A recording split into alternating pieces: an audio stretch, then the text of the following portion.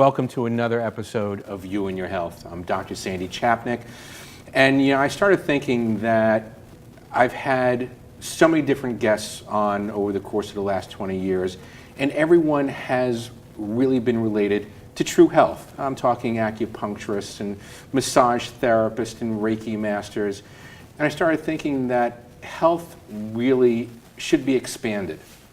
And when I met this gentleman, I thought, who better to talk about financial health than tonight's guest?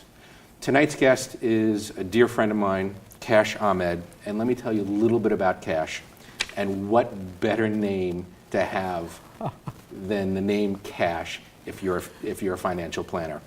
So Kash is the president of American Private Wealth. It's an independent financial planning firm. He's been a planner since 2004, previously affiliated with a Wall Street-based firm, inducted into the $1 Million Club in 2005. He's a professor of finance at Suffolk University for almost 20 years, has taught specialized graduate elective courses in finance and investments here in the US and overseas for almost 20 years. His career spans more than 2 decades, having taken him all over the world, serving as consultant to large multinationals like Royal Dutch Shell, Citigroup, Fleet Bank, the World Bank, as well as consultant to the Republic of Uzbekistan. Thank God I pronounced it right. Pro bono financial planning volunteer for Foundation for Financial Planning, offering free planning service advice to members of the U.S. military. He served on dozens of boards of directors over the years. On a personal note, he's married. His wife is a senior economist, so clearly they're going to have very dumb children. 4 daughters. So I welcome Kash Ahmed. Thank you very much. Thank you so much for joining me. This is really new ground for You and Your Health, and I'm thrilled to be able to help my audience now learn something about financial health. Well, once you have financial health, that can also translate, studies have shown, into actual health. Without a doubt. Yeah. Because some of the worst things that people have is financial issues, which can lead to ill health. So tell me a little bit about American Private Wealth. American Private Wealth is an independent financial planning firm, and that's important to state independent and financial planning, and I'll get to the independent part, but financial planning is a process, not a product. And too many people out there think that it's just a silver bullet, you just buy a product and that solves all of your problems. Financial planning is a multi-step process, and we at American Private Wealth don't pay lip service to it. We actually do financial planning. Everything from, I love to say from the root to the fruit. Looking at your basic financial needs, your emergency needs, looking at your checking, savings, making sure your documentation, legal documentation is in order, making sure, declarations of homestead and so forth, and then moving into risk management, investment management, estate planning, so really, truly everything. Beautiful. So you say independent. Why is that so important? Independent is very important because an independent financial planner answers to nobody but the client, and we're very proud of that. We do not have some senior management sitting somewhere in a corporate head office that we have to answer to. There's no corporate overlord. There are no quotas to meet. There are no in-house products. Independent simply means that we are able to access anything pretty much out there that we feel is in our fiduciary capacity is going to solve your problems. And the only people that we answer to are the client and nobody else. I like it. So how did you come about getting into financial planning? Oh, that's a very interesting story because prior to that, I was an independent management consultant. I traveled the world advising companies on mergers, acquisitions, restructurings, and so forth. And then when we had our first baby, it was all about her and being with my baby, and as much as I love to do investment management and so forth, obviously I teach it too, I really wanted to offshore that and have somebody who does this for a living do it. I mean, I am very good at investment management, but perhaps not as good as risk management or estate planning. But with each successive so-called financial planner that we met, we got more and more and more frustrated because these people always came in. There was some sort of a song and dance that was supposed to trigger a purchase of a product. They were not really listening to what our needs were and what we were trying. So if I'm asking him, okay, here is where I am, here's where I'd like to be at age 65, for example. What do I need to do to get there? And they would be like, you know, we have a great 5-star large cap value fund you should look at. I'm like, no, that's not what I asked. And frankly, I was quite disgusted by it. With each successive individual that we met, I got more and more frustrated. And then my wife goes, you know, this is what you should do then. And Isn't it always the wife that has the best ideas? And then shout out to her. Women are really smart. Men should listen. So and here I am. I relish being a financial planner. I love it. I don't know if it shows. I love it. So you don't miss traveling the world? It seems much more subdued now, what you do. I do miss it. I do miss it because it was dynamic. You're in a different country all the time. You're dealing with people at very high levels, but it was a completely different universe. I was not dealing with actual people. I was dealing with companies. Okay. And now there's immense satisfaction in dealing with a family, for example. I mean, I deal with companies too. But when you deal with a family, you can see the results. Or when somebody says, geez, thank you so much. You don't get that from a corporation, do you? No, you don't. No, you don't. I mean, today I had a client who just dropped by, just wanted to give me a hug, and she brought some cookies. You don't get that when you're a management consultant to a Fortune 100 company. Yeah, I would imagine not. No, I do miss it, but this is incredibly fulfilling. Who knows what the future holds, but I foresee probably doing this until they carry my body out. And for doing what you do, you can really do this forever. You can, absolutely can, as long as you keep up with it, because nothing stays the same forever. The investing world and the planning world of today is not the same that it was literally 5 years ago, let alone 15 years ago. So you cannot be tasked with helping people solve current day problems if you're not current on what those problems are and what needs to be, for example, people don't have pensions anymore. Okay. Go back a few decades, it was a given you're going to have somewhat of a comfortable retirement because there's a guaranteed income stream. Those things don't exist anymore. So now we have to create them, right? So we need to put together a synthetic pension, for example. Describe that, or define it. So there is no, let's say you worked at Ma Bell or IBM and you put in your 30 years and now you're going to have a certain amount of income for life and they're going to guarantee it for you. No company does that anymore. Okay. Really, even the companies that did it are no longer doing it. They're saying you're on your own. Put money in a 401k, go meet with a planner, save in a Roth IRA. You guys figure this out yourself. So there are ways to create and replicate a pension, but now it's your responsibility. Okay. And there's no guarantee. So if you mess it up, then maybe you're not getting that guaranteed amount every single month. So tell me, what kind of clients do you usually work with? What kind of clients do you want to work with? What are your favorite clients? Okay, so a question that I get very frequently and a question that a lot of so-called planners get is, what are your minimums? Meaning, at what minimum asset level do you want to work with somebody? I don't have asset minimums, I have minimum commitment levels. So when I meet with somebody who is introduced to me by an existing client, for example, we will meet sometimes multiple times. I will interview them and I highly encourage them to interview me. I really want the assurance that this couple, this family, this person is going to be committed to the financial planning process. That they're actually going to listen. When you say committed? They're actually going to listen. They're going to follow the advice because it is their future, not mine. And having said that, I don't want to be chasing this person trying to convince them that financial independence and financial security is important for them. No, they should be sufficiently concerned themselves and then come to me saying, all right, this is something that's concerning me. I don't know how to address it. I need your counsel. So these are the sorts of people that I want to work with. Okay. And fortunately, I get to work with them. Now, can I assume that your clients come to you by word of mouth? At this point, it is exclusively by introduction. It was for a long time. We don't. I'm very proud, and to each his own. There are a lot of people who employ different tactics to to get clients. I don't, do seminars. You're never going to see me with an ad. We're not going to carpet bomb a neighborhood with postcards to, come for a free consultation. We don't do any of that. We want to spend our time focusing on our current clients and not taking away from that to go out and hustle for new ones. We have a sufficient, fortunate that we have a sufficient supply of people who get introduced to us, and not everybody who gets introduced gets to be brought on as a client. So do you still have the ability to take on new clients? Absolutely. You do? Absolutely, yes.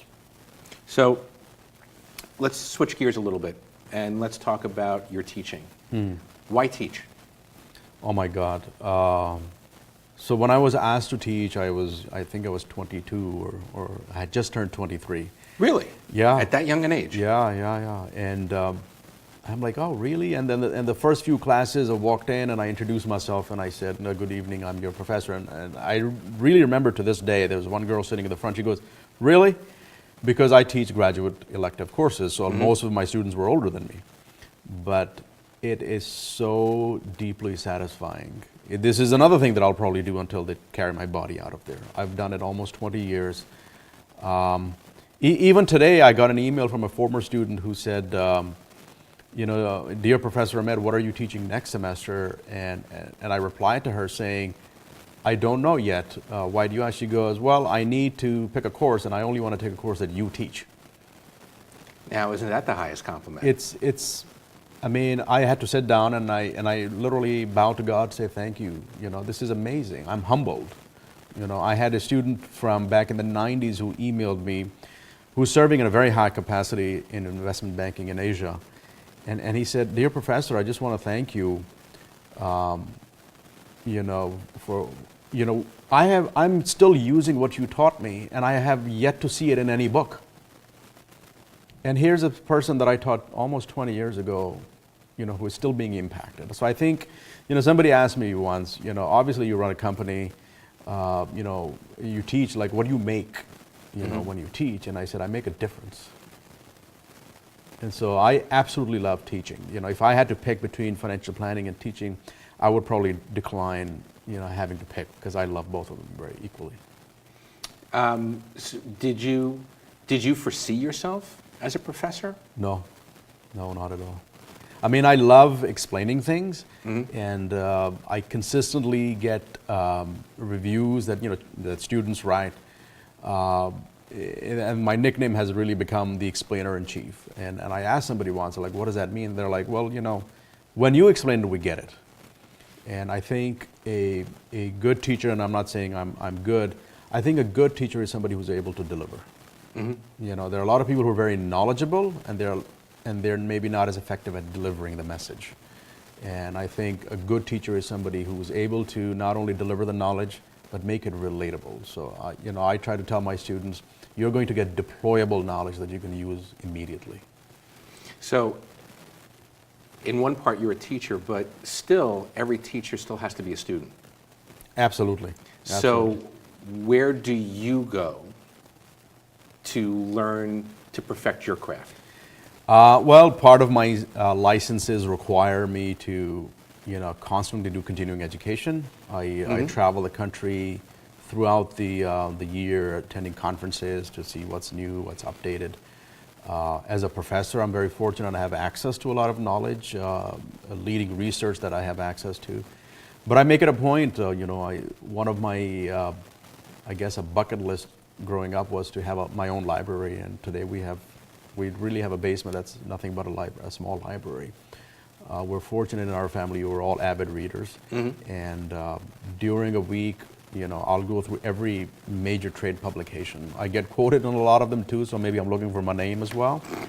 But we're constantly reading, and I engage with the media all the time. I'm very fortunate, a lot of reporters rely on me as a resource and a source, and I tweet. So, if I think somebody will benefit from something that's in my head, I'll tweet it out, and in that respect, I love Twitter.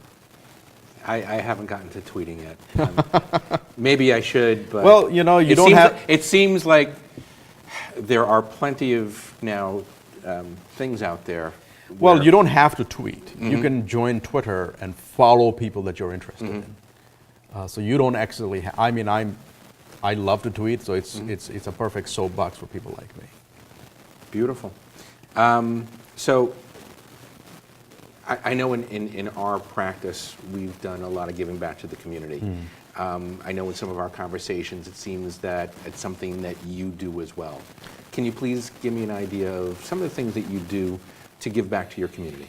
Well, I do the pro bono financial planning for folks in the military. That's the least we can do for them.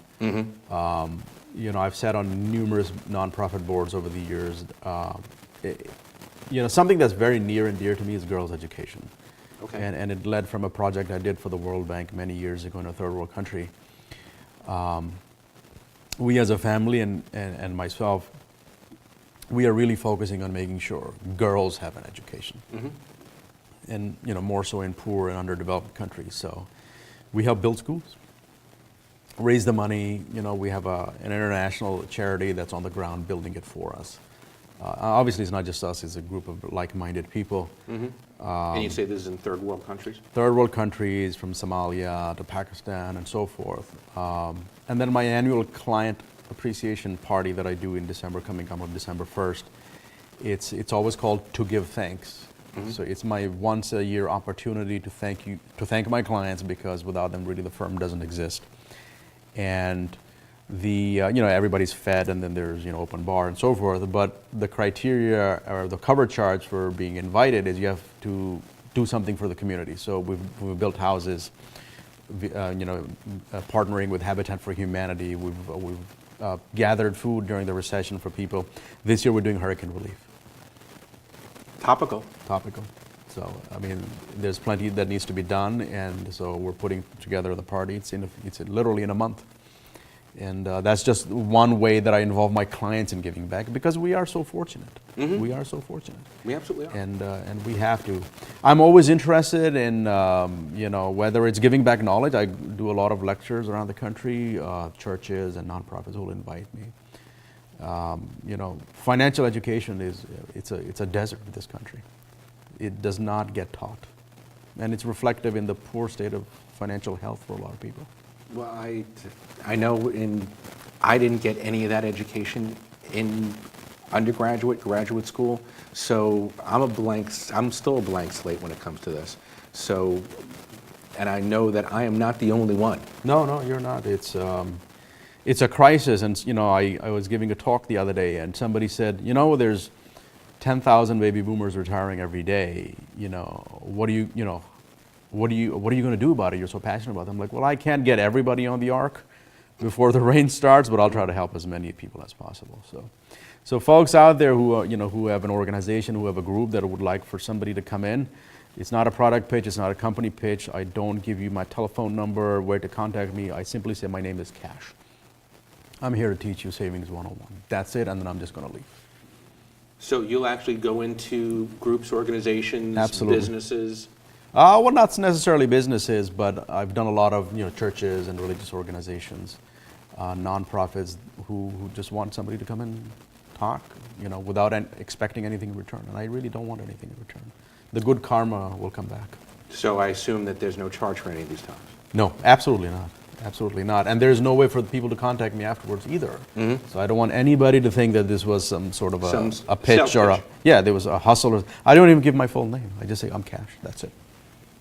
Well, again, who doesn't want to hear financial advice from a guy named Cash? So let's talk a little bit more about you. What floats your boat? What's near and dear to you? I just want to leave this earth with a few people standing on my grave saying, he was an okay guy.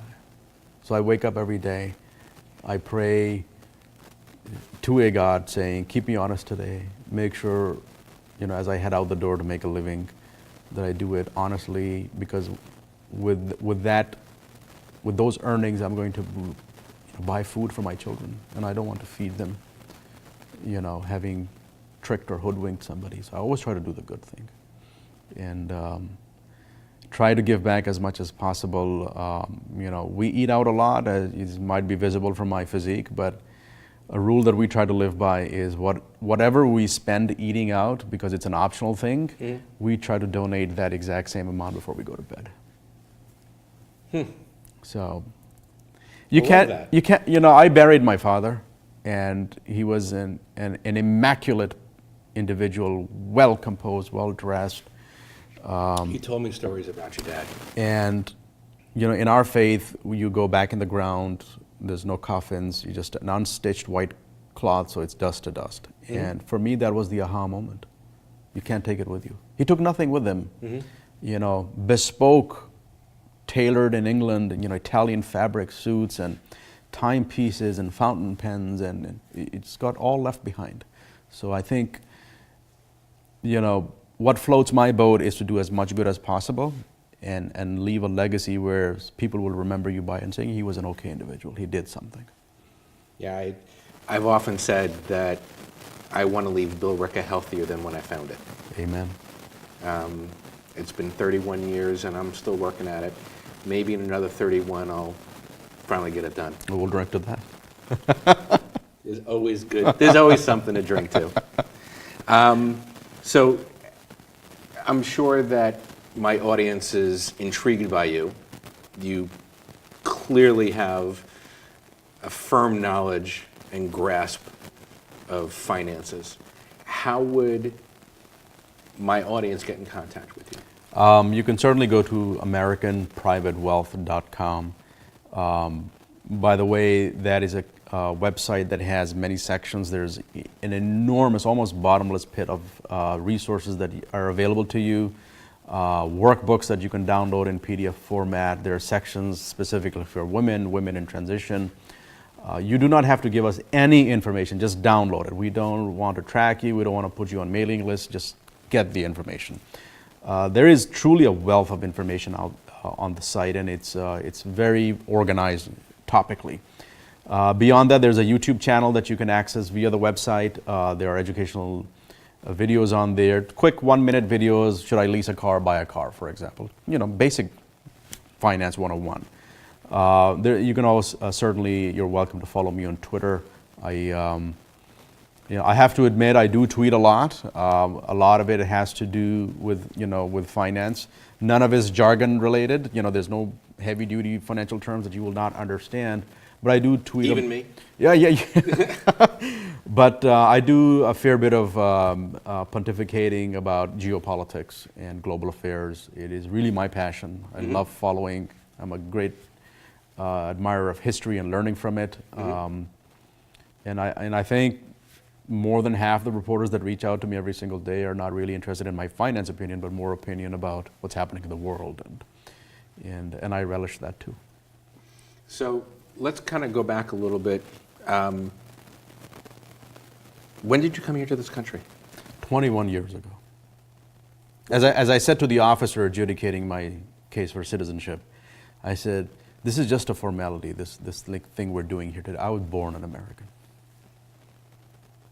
I love this country. I truly love it. I think being an American is not where you're born, it's a state of mind and the ideals you believe in.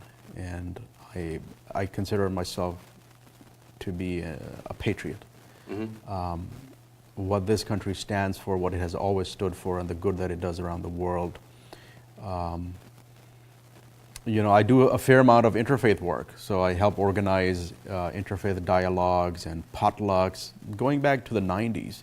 And I did a very big event. We've had some recent stories about divisions and, riots and so forth. And we did this big event, and they asked me to speak, and we had the Boston Globe was there, some TV channels and so forth. And the comment I made was, just look around you. There are white people, there are brown people, there are black people, there are people from China and Morocco and Poland, and some are Jews, some are Muslims, some are Sikhs, some are Christians, and many different types of Christians. There are Muslims in here, there are atheists in here. And I said, where but in America is this night even possible? Is this gathering even possible? Not that many countries around the world. No, there really isn't. This is truly a great nation. So let's kind of go back to the financial part. I call you up. Say, Cash, I heard you're the whiz, that you can get anyone's financials in order and get them set up for a financially independent future. What can I expect as your client? So initially, we will meet to get to know one another. Okay. And I want to say this respectfully because I don't want to work with everybody. This is not a. It's true. It's not a one-night stand. It is until you die or I die. So it's a very long process, and for me to be effective, you need to be my partner. And eventually my job becomes really saving you from yourself. So make sure that you're not influenced by stock tips at a cocktail party or what the 6 o'clock news said about the economy. So we will have a very in-depth, intimate conversation about this and what the expectations are. You certainly should have expectations from me, and I have certainly expectations from you. You can go to our website. Under the About the Firm tab, there's a client bill of rights. As a client of the firm, you actually have rights. I'm not going to spell them all out, but you can download that document. But once we agree to start working together, it's a multi-step process to get to the starting point. Okay. To put things in place. And then, I'm a big stickler of if you cannot commit to remaining engaged, then I would rather not even start. So that can simply be as much as, hey, you have to meet with me and do a full, touch-base review at least once a year.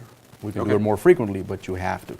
I am not interested in clients who say, all right, great, we love you, we heard you're the best, you can get this, here's our stuff, and I will see you later, we're never going to return your phone calls. I am not interested in those types of clients. Well, those that are involved are going to get better results. And yeah, Whether financially or through health. absolutely. I love it. We don't have much time left. Is there anything in the last 10 seconds that you really want them to know?